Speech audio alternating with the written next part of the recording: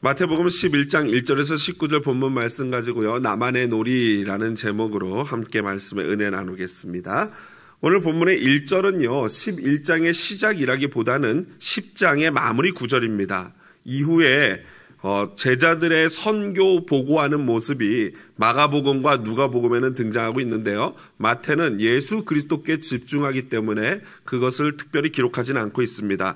마가복음 6장 30절을 보시면요, 사도들이 예수께 모여 자기들이 행한 것과 가르친 것을 낱낱이 고하니, 누가는요 9장 10절에 사도들이 돌아와 자기들이 행한 모든 것을 예수께 여쭈니 데리시고 따로 벳세다라는 고을로 떠나가셨으나 라고 기록하고 있습니다. 여기서 예수님은 이제 이 제자들의 보고를 제자들을 파송하시고 나서 오늘 본문 1절에 보니까 이에 그들의 여러 동네에서 가르치시며 전도하시려고 거기를 떠나가셨다라고 나옵니다. 그러니까 예수님이 제자들만 파송해 놓고 예수님은 집에 앉아서 오랜만에 휴가다 하고 쉬신 게 아니라 예수님 역시 독자적인 어떤 사역을 하셨던 것을 볼 수 있습니다. 특별히 그들의 여러 동네로 다니셨다라고 나오는데 그들의 동네가 어디냐에 대해서 학자들은 한 세 가지 의견을 말합니다. 제자들의 고향, 출생지다. 어떤 자들은 제자들을 파송했던 그 마을을 예수님께서 이렇게 도르신 것이다. 마지막으로 갈릴리 주변 동네다라고 말하는 학자들이 있습니다. 그러나 사실 이 세 가지, 제자들의 고향이라든가 예수님이 제자들을 파송한 동네라든가 아니면 갈릴리 주변 마을이요, 세 가지 모두가 거의 이 대등소이합니다. 그 동네가 그 동네예요. 그렇기 때문에 제가 볼 때는 아마 그 갈릴리 주변 지역에 이 마을들을 예수께서 도르시면서 또 가르치시고 전파하지 않았나라고 생각을 합니다. 이에 대해서 존 칼빈은 이렇게 해석하고 있습니다. 이 본문은 서두에 이러한 일이 있었다라는 말, 카이 에게네토가 있다. 이것은 사도들이 다른 곳에서 활동하고 있는 동안에 그리스도께서 자신의 일을 중단하지 않고 계심을 보여준다. 그러니까 주께서 계속하여 갈릴리 지역에서 전도 활동을 하셨다라는 말씀이다 라고 해석했습니다. 다르지 않죠. 예수님께서 갈릴리 주변을 돌면서 역시 제자들처럼 분명히 사역을 하셨다라는 것인데, 예수님이 하신 사역은요 분명하게 구별되어 있습니다. 가르치시고 전도하셨다. 성도들에게는 디다케, 가르치심을 주셨고요, 불신자들에게는 캐리그마, 복음을 전파하셨던 것입니다. 분명히 가르침과 복음을 나누어서 마태가 기록하고 있습니다. 그래서 제가 지난번에 설명드렸던 내년에 우리 교회가 해야 될 세 가지, 이 가르치고 전파하고 치유하는 이 부분에 대해서 다시 한번 우리가 깊이 고민하고 기도하면서 하나님께 여러분 같이 좀 기도해 주시기를 부탁을 드립니다. 이제 2절부터는요, 감옥에 갇힌 세례 요한이 예수께 그리스도가 맞는지를 물어보는 장면과 이에 대한 예수님의 답변으로 오늘 본문이 구성되어져 있습니다. 이 본문을 우리가 함께 같이 살펴보기를 원하는데요, 먼저 세례 요한이 옥에서 그리스도께서 하신 일을 듣고 제자들을 보내요 라고 2절이 시작하고 있습니다. 어떻게 보면 1절은 10절의 마지막 부분이고 11장의 시작은 2절이라고 볼 수 있는데요, 요한이 옥에서 그리스도께서 하신 일을 듣고 제자들을 보내요 라고 시작합니다. 여기서 몇 가지 질문들이 떠오르죠. 요한이 왜 옥에 갇혔을까요? 이것은요 나중에 이제 마태복음도 14장 쪽쯤에 가면은 등장하죠. 그 이유는 분봉왕 헤롯 안디바가 자기의 동생의 아내인 헤로디아를 아내로 맞이합니다. 그랬더니 선지자인 세례 요한이 그 소식을 듣고 그것은 하나님의 율법에 어긋나는 것이라고 야단을 치고 지적을 했습니다. 그랬더니 헤롯이 기분 나쁘고 화가 나니까 그를 잡아서 옥에 가둔 것입니다. 그런데 죽이고 싶은데 또 헤롯 역시 또 사람들을 두려워하기 때문에 이 사람들이 이 세례 요한을 선지자로 알고 있지 않습니까? 그러니까 함부로 죽이질 못하는 거예요. 그래서 옥에다 가둬놨습니다. 유대인 역사가인 요세푸스에 의하면요, 이 헤롯 궁에 있는 마케루스라는 감옥에 세례 요한이 갇혔다라고 그의 이 역사서에서 기록을 하고 있습니다. 한마디로 지금 요한은 그렇게 정의를 외치고 공의를 외쳤지만 어떤 신세가 됐습니까? 감옥에 갇혀버리는 그러한 신세가 되었다라는 것입니다. 두 번째 여기서 떠오르는 질문은요, 그렇다면 세례 요한은 예수님에 대한 어떤 소식을 들었는가라는 것입니다. 물론 이 4절 5절에 보면은 예수님이 세례 요한의 제자들에게 너희는 가서 듣고 보는 것을 요한에게 알려라 라고 하면서 예수님의 모든 사역, 이사야서에 나오는 사역, 이런 예언된 그런 예언이 이루어지고 있음을 알려주십니다. 그러나 아마도 요한이 들었던 소식은 물론 그런 소식이지만 또 다른 방면으로 소식을 들었던 걸로 보여집니다. 예수께서 분명히 백성을 고치시고 회복하고 위로한다라는 소식을 들었어요. 거기다 또 한 가지는 뭐예요? 날마다 세리와 죄인들과 뭘 해요? 파티를 하신다는 거예요.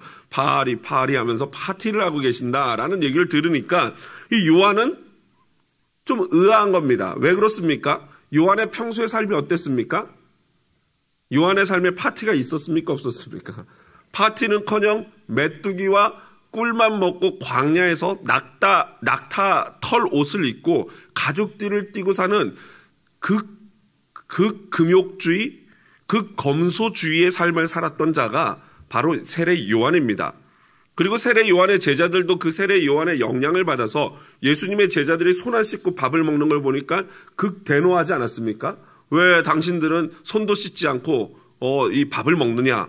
그리고 또 제자들이 우리는 금식하는데 당신의 제자들은 너희 선생님은 왜 금식하지 않느냐라고 따졌어요. 이것은 세례 요한의 평소에 가르침을 받은 제자들의 어떤 모습이니까 결국에는 세례 요한도 비슷한 생각을 하고 있었던 것이죠. 여러분 생각해 보십시오. 세례 요한의 입장에서 이러한 의문이 생기겠습니까? 안 생기겠습니까? 자기가 분명히 예수에 대해서 그리스도다라고 선포를 했고요. 평소에 이 예수 그리스도에 대해서 세례 요한이 선포한 메시지가 있어요. 그 메시지는 어떤 것입니까? 심판의 메시지였거든요. 마태복음 3장 10절 한번 보면요. 같이 한번 화면 보면서 읽어볼까요? 같이 읽어보겠습니다. 이미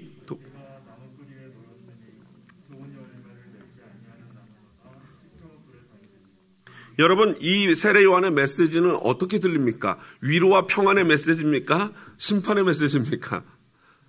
이건 다, 이거 도끼 앞에 나무 앞에 도끼가 놓였으니까 이제 너희들은 다 끝났다. 이거 아니겠습니까? 이 대상이 주로 사두개인, 바리새인 그런 자들이었겠죠. 그 다음 요한복음 3장 36절도 보면요. 아들을 믿는 자에게는 영생이 있고 아들에게 순종하지 아니하는 자는 영생을 보지 못하고 도리어 하나님의 진노가 그 위에 머무를 것이다. 라고 선포해요.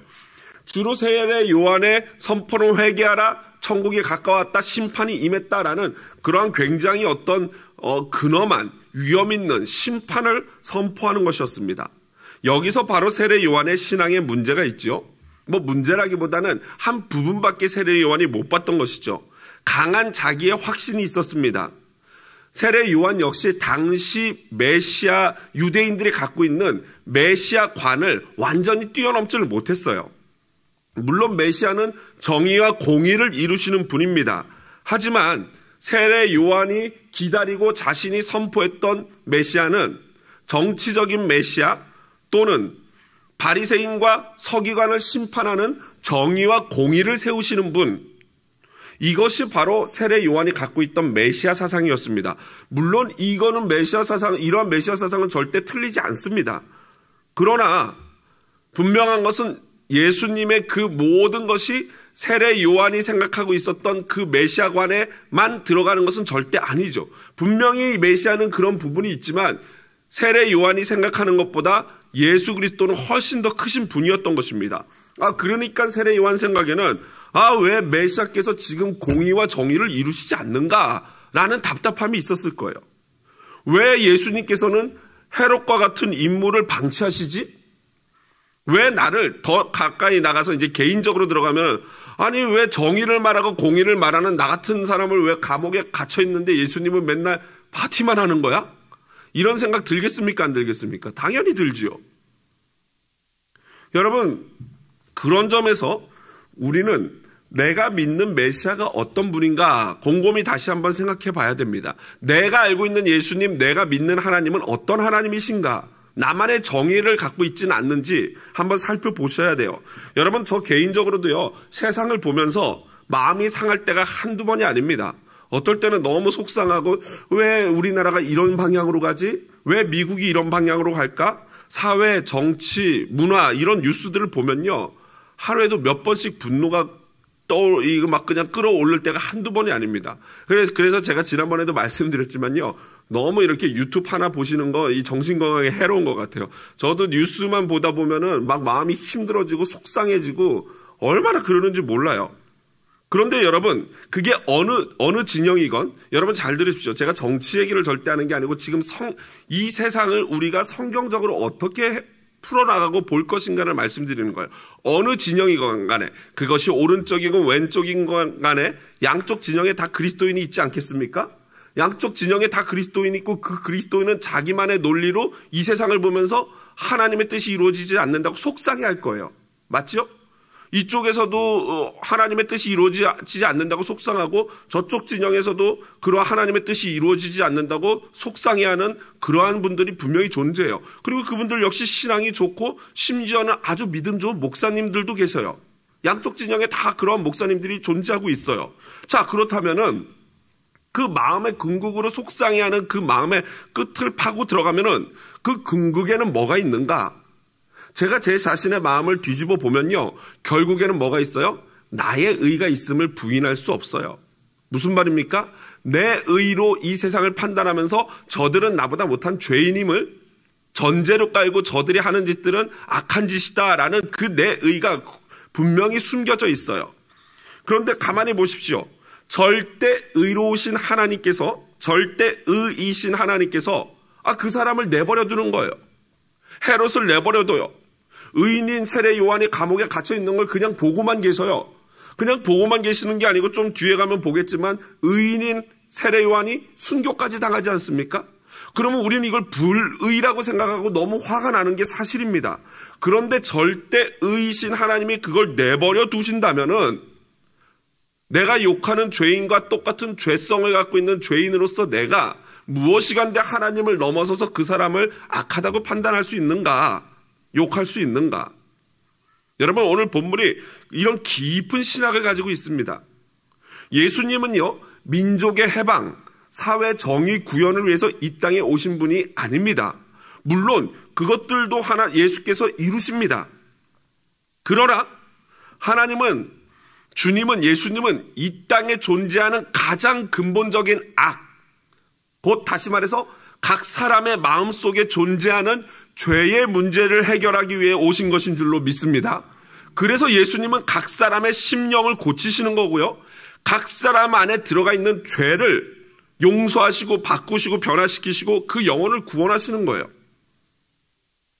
여러분, 세월호가 왜 물에 빠져 침몰했습니까?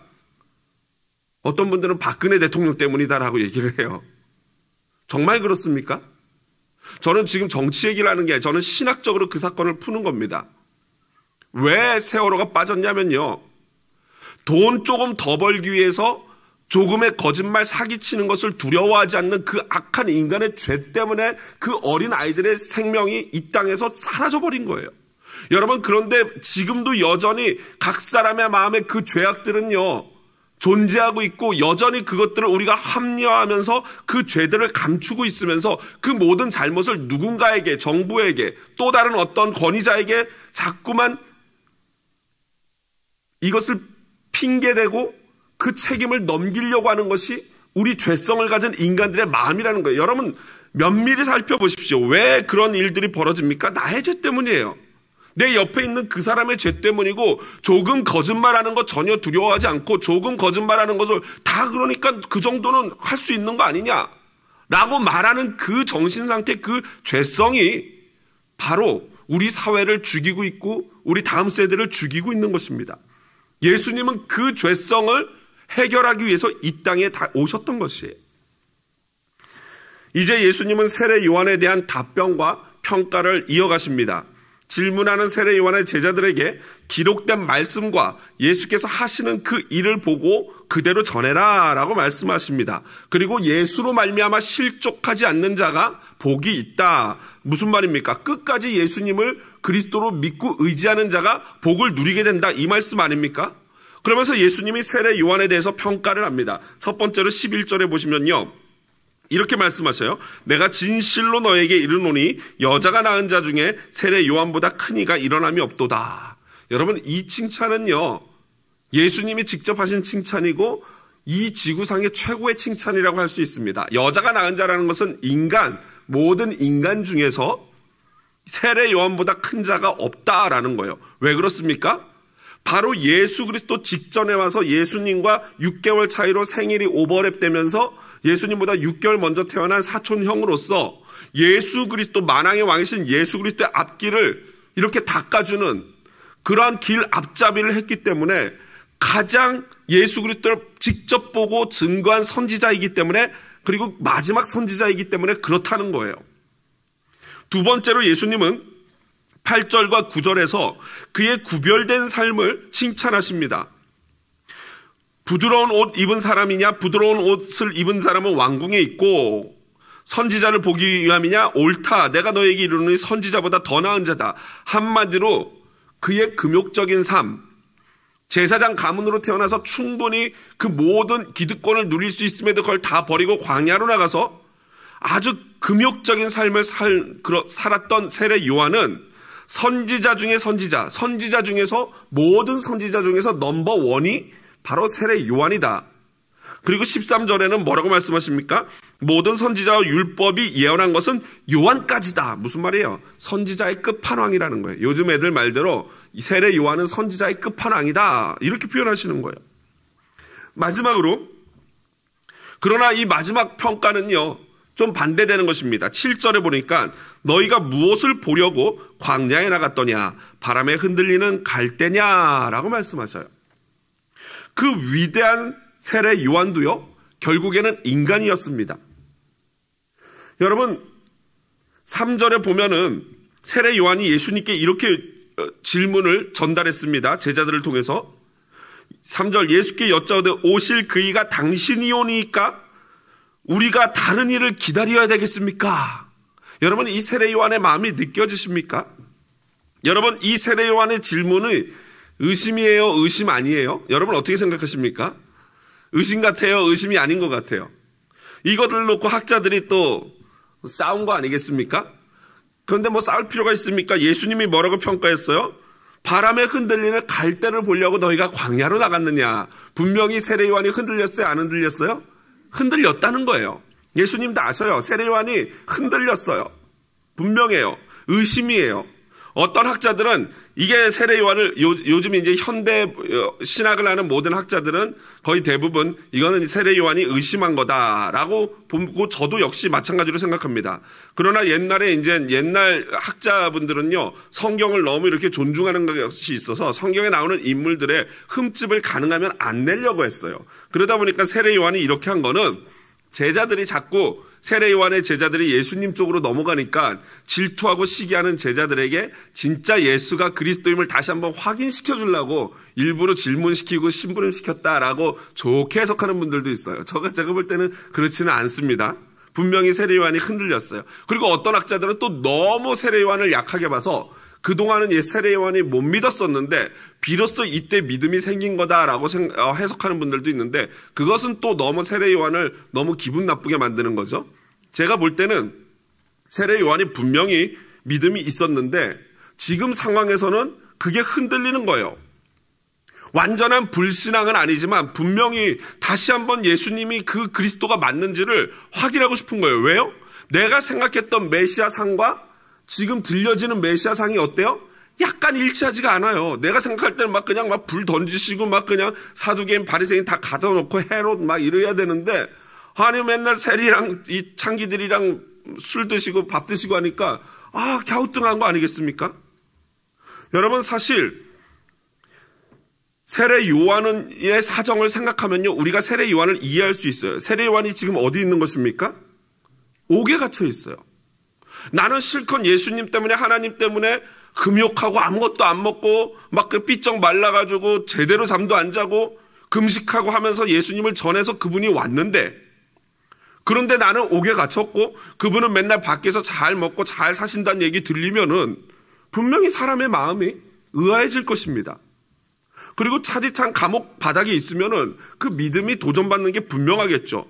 또한 이 땅에 정의가 예수 그리스도께서 오시면은 분명히 이루어질 거라고 확신했는데 헤롯은 여전히 기세등등하고 사두개인과 바리새인들에게는 아무 일들이 벌어지지 않으니까 분명히 초조함이 생겼겠죠.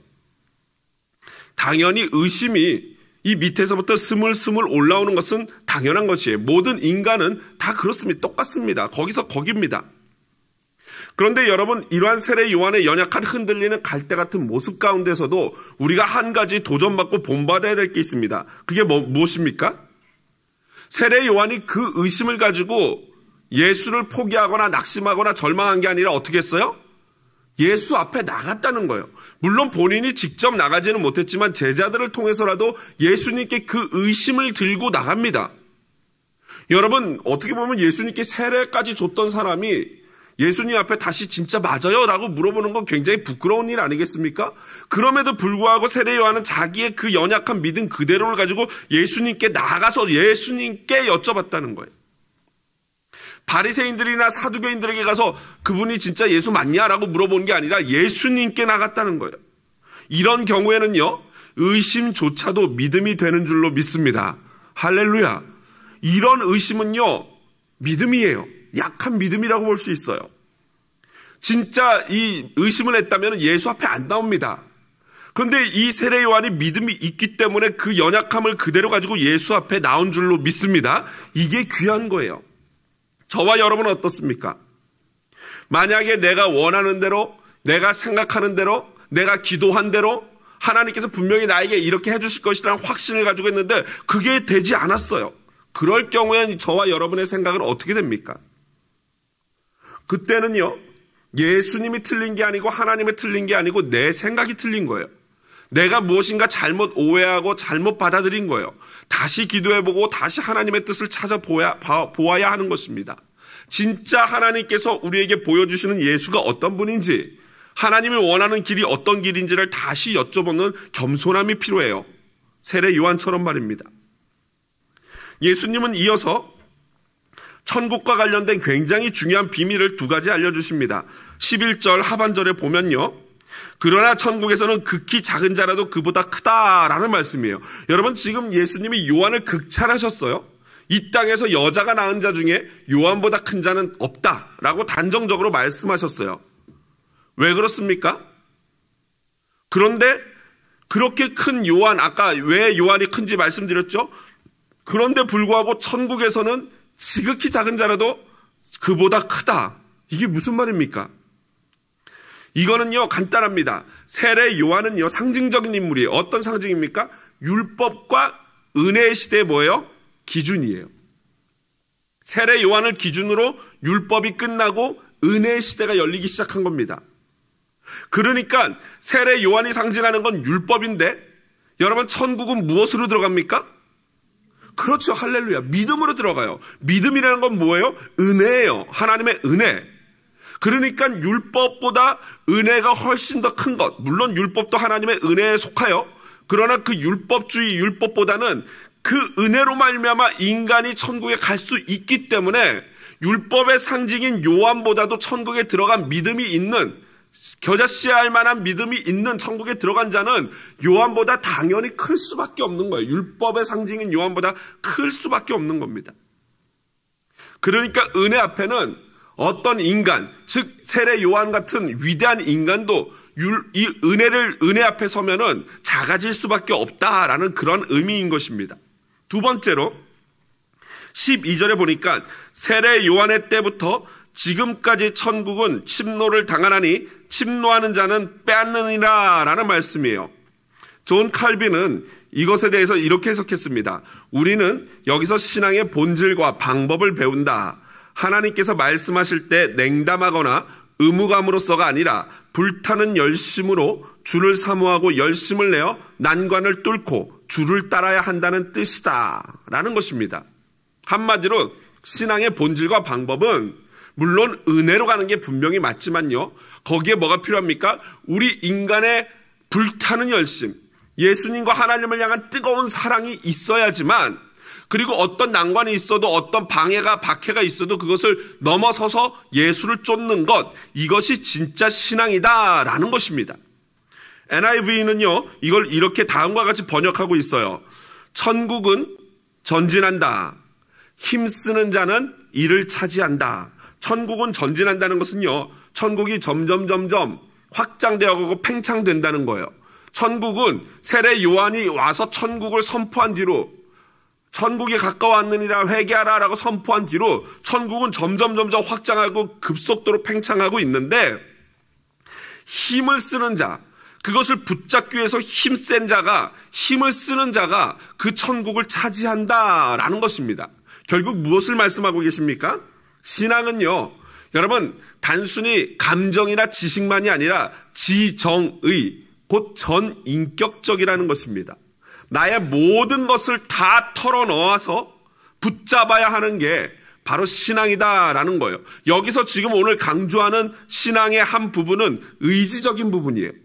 신앙은 감정적인 것도 있고 지식적인 것도 있지만 지금 오늘 이 구절에서 예수님이 말씀하시는 것은 굉장히 내가 노력하고 붙잡고 어떻게든지 예수님에게서 떨어져 나가지 않으려고 애를 쓰는 그러한 신앙을 말하는 것입니다.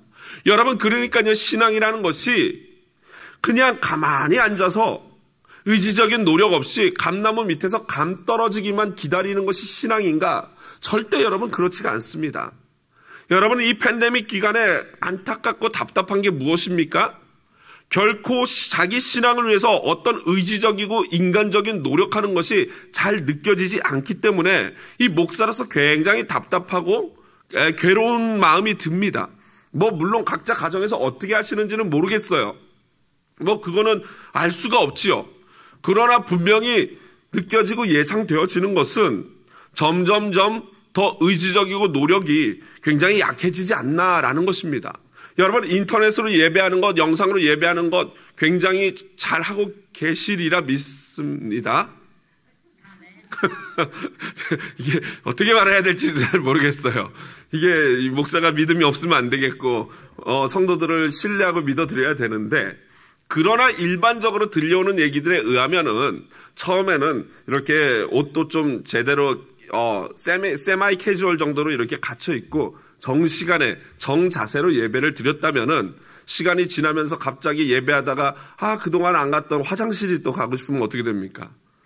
그렇죠. 예배 드릴 때는 보통은 참는데 급하니까 그냥 화장실 쓱 갔다 오고, 예배 드리는데 영적으로 배만 고파야 되는데 또 이 육신의 배까지 고파요. 그러면은 목사님 말씀 들으면서 같이 육의 양식도 같이 채우는 그런 어떤 일도 있고, 심각하게 피곤할 때는 앉아서 예배하는 것이 아니라 주여 주께서 사랑하는 자에게 잠을 주신다고 하셨으니 옆으로 누워가지고 이렇게 편하게 볼 수도 있고, 또 시간이 예배는 9시 11시인데 그 정시에 예배하는 것이 아니라 내가 일어나서 보니까 시간은 1시요 이러니까 그 시간에 편안하게 볼 수도 있습니까 없습니까?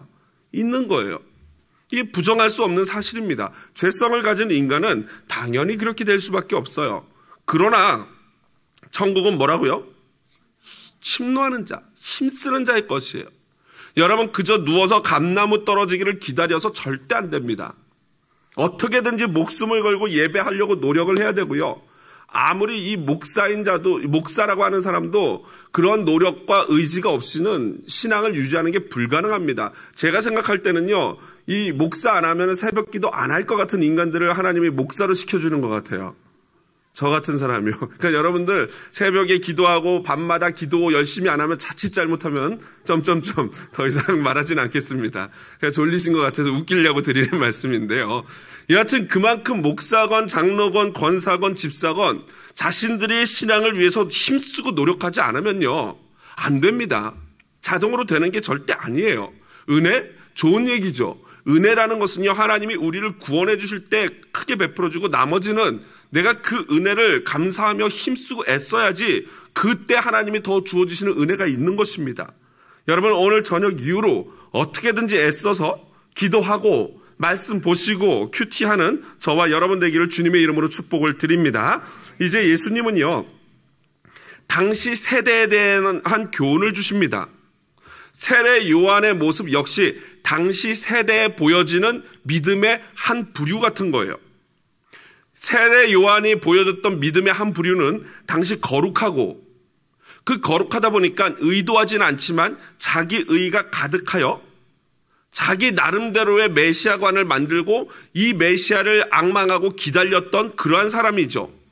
그런데 오신 메시아를 보니까 실망스러운 거죠. 민족적으로 자기네들을 독립시키고 구원해 줄 줄 알았는데 그러지 못하는 메시아를 보니까 실망하는 무리들, 열심당원 같은 그런 사람들이 그렇고요. 가룟 유다 역시 가룟 유다가 배반하게 되는 그런 이유도 자신이 원했던 메시아의 상이 아니었기 때문이에요.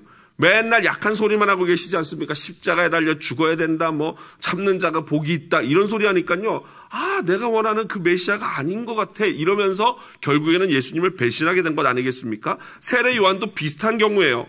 물론 가룟 유다와는 질이 다르고 그 불신에서 시작된 의문이 아니라 믿음에서 시작된 의문이기 때문에 다른 점이 있지만, 결과적으로 보면은 세례 요한 역시 자신이 기다리고 있던 메시아 상이 분명히 있었던 것입니다.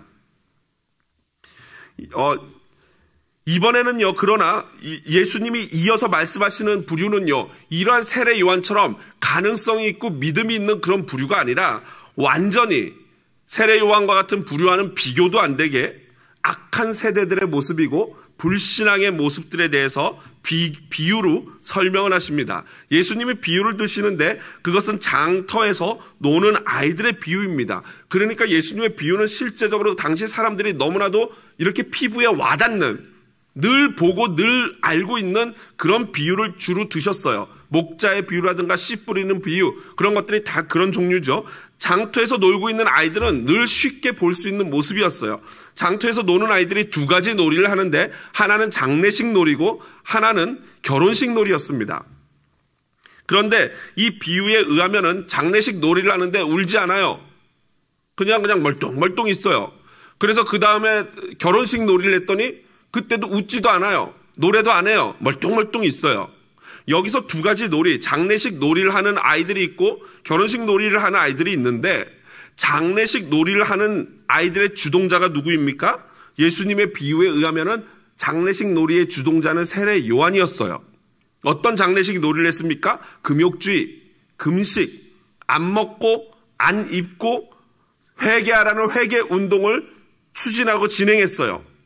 하지만 악한 세대들은 세례 요한의 회개하라는 회개 운동, 금식하라는 것에 반응하지 않고 무반응이었어요. 오히려 뭐라고 말합니까?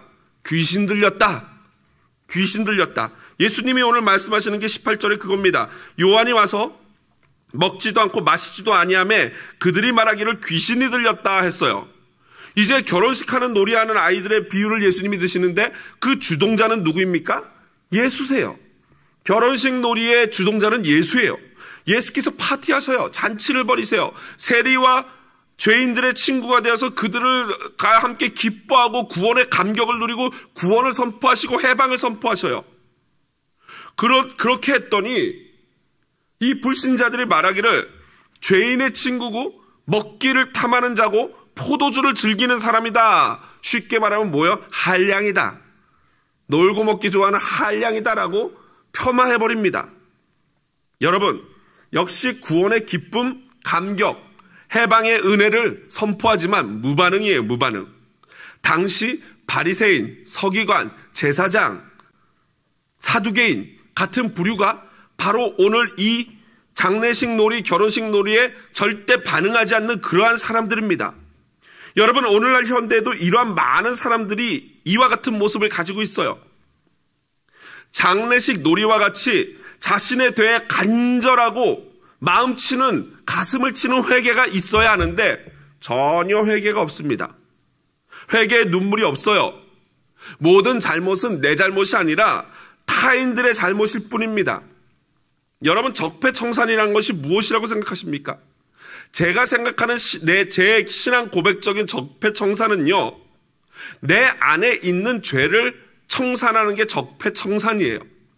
과거를 찾아서 과거를 들춰내고 과거를 싸워서 뭐 조선시대까지 올라가는 그런 것이 아니라 진짜 적폐청산은 지금 오늘날 우리 사회, 지금 나 개인에게 있는 그 죄를 끝까지 추적하고 찾아 들어가서 그것들의 문제를 해결해내는 것, 이것이 영적인 진짜 적폐청산이 아닌가 생각합니다. 근본적으로 예수님이 오신 이유도 바로 우리 인간 안에 내재 있는 그 죄의 문제를 해결하시기 위해서 오셨습니다. 여러분, 우리 인간 안에 있는 그 근본적인 죄를 다루지 않고 그것을 지적하지 않고 그것을 바꾸지 않고 절대 사회와 정치, 문화에 절대로 그런 문제들을 해결할 수 없습니다. 정의, 우리 인간 안에 있는 죄의 문제를 깨닫고 해결하지 않군요, 이 사회에 정의가 있을 수 없어요. 왜 그렇습니까? 죄인인 인간들은 모든 기준이 누구예요? 자기예요. 자기의 기준, 그게 뭐 이쪽이 됐든 저쪽이 됐든 내 기준이 되어서 이 세상을 판단해요. 그렇기 때문에 절대 이 세상에는 적폐청산이고 뭐 이런 뭐 화해고 평화고 있을 수가 없습니다. 가장 우리 이 땅에 평화를 이루고 적폐를 청산할 수 있는 유일한 비결은 모든 사람에게 예수 그리스도가 전파되는 것인 줄로 믿습니다. 모든 사람이 하나님을 두려워한다고 한번 생각해 보십시오. 여러분, 그깟 돈 좀 더 벌기 위해서 그 배의 안전을 주장하는 평형수를 조금 덜 채우겠습니까? 진짜 하나님을 잘 믿는다면은 고위 공무원이 돼가지고 내 재산 불리기 위해서 나에게 주어진 권력들을 그런 펀드나 이런 데 사용하겠습니까? 예수님 잘 믿게 하면은요, 그런 일들이 현저하게 줄어듭니다. 그러므로 여러분, 예수 그리스도를 믿는 우리 기성세대가 하나님을 두려워하는 각 분야의 전문가들을 생산해내야 돼요. 다음 세대, 우리 자녀 세대를 정말로 하나님 잘 믿고 동시에 진짜 실력이 있는 그러한 정치인, 문화인, 그런 어떤 사회적 영향력을 가진 사람들로 우리가 키워내야 할 줄로 믿습니다. 진짜 하나님을 두려워하는 그런 사람들 말입니다. 두 번째로, 그리스도의 은혜에 대한 감격과 기쁨이 없는 사람들이 수두룩합니다. 이것은요, 첫 번째 자신을 돌아보고 진정한 회개를 하지 않으면요, 예수 그리스도로 말미암은 은혜에 대한 감격과 기쁨이 당연히 있을 수가 없습니다. 자신이 원하는 정의, 자신이 원하는 개혁, 자신이 원하는 변화가 아니니까, 다시 말해서 내가 원하던 예수 그리스도 구세주 메시아가 아니니까요, 이 사람들은 그 예수님을 절대 기뻐하지 않아요. 그러면서 이것을 다른 표현으로 하면은 오늘 제목인 나만의 놀이를 하는 거예요. 예수님이 울어라, 슬퍼해라 라고 해도 반응 없어요. 예수님이 구원의 감격을 누려라 해도 반응 없어요. 그저 내 자신의 생각, 내 자신의 철학, 내 자신의 판단으로 나만의 놀이를 하는 그러한 이 사회 부적응자가 되는 것입니다. 영적인 사회 부적응자. 여러분, 주동자이신 예수님은 울고 웃고 하시는데 나만의 방식으로 그것을 해석하고 나만의 방식으로 놀고 함으로 말미암아 전혀 상관없는 그러한 존재가 돼버리는 겁니다. 바로 이러한 자들은 21세기 바리새인이요, 서기관이요, 사두개인이요, 제사장이라고 할 수 있습니다. 말씀을 마무리합니다. 19절 마지막 하반절에 지혜는 그 행한 일로 인하여 옳다함을 얻느니라 라는 예수님의 마지막 정리하는 말씀이 있어요. 이것은 무슨 말인가? 하나님이 구원을 베푸시는 지혜, 하나님의 구속의 지혜는 세례 요한이나 예수님처럼 실제로 그 말씀을 그대로 순종하는 자들로 말미암아 옳다함, 즉 증명되어진다, 드러나게 된다라는 것입니다. 한마디로 예수 그리스도를 믿는 자들이 진짜로 예수님, 이 하나님의 지혜를 가지고 하나님의 말씀대로 지혜대로 실제로 살면은 그 우리들의 삶으로 말미암아 하나님의 하나님 되심, 예수 그리스도의 그리스도 되심이 증명되어지는 것인 줄로 믿습니다. 그러므로 여러분, 이제 나만의 놀이를 멈추십시오. 내 생각, 나만의 신앙 패턴, 수십 년간 예수를 믿었지만 그것이 진짜 제대로 된 성경에 기반을 두고 해석을 하고 예수님의 말씀에 따라서 고민하고 해석하며 순종하는 것이 아니라 내 생각대로 내 패턴대로 성경을 읽고 해석하고 내 마음대로 짜집기를 했다면은 이제 그 나만의 놀이를 멈추셔야 됩니다. 하나님이 주신 진정한 메시아를 받아들이고 메시지를 받고 믿고 순종해야 합니다. 때로는 요한처럼 내가 생각했던 주님의 모습이 낯선 주님의 모습일 수도 있습니다. 그런 하나님을 만날 수도 있어요. 그동안은 내가 생각했던 예수님은 이건데 말씀을 듣고 말씀에 도전을 받다 보면 내가 생각하지 않았던 놀라운 예수님의 모습이 나올 수 있어요. 그럴 때 여러분, 내 생각이 맞고 말씀이 틀리다가 아니라 내 생각이 틀리고 하나님의 말씀을 기준으로 두고 내 생각을 다시 한번 바꿔보고 무엇이 진짜 하나님의 말씀인지를 기억하고 찾아가야 되는 것입니다. 주님이 이 땅에서 행하셨던 일을 기억하고 내 안에 존재하는 죄와 적폐를 먼저 해결하시는 그러한 주님을 믿는 진짜 신앙인 되시기를 주님의 이름으로 축복을 드립니다. 온 땅에 내가 믿고 싶은 바 예수를 믿는 것이 아니라 성경이 말씀하시고 하나님이 보내주신 그 예수 그리스도를 믿는 자가 가득한 날이 오기를, 바로 그러한 믿는 자가 가득한 곳이 천국인 줄로 믿습니다. 우리 그 마음으로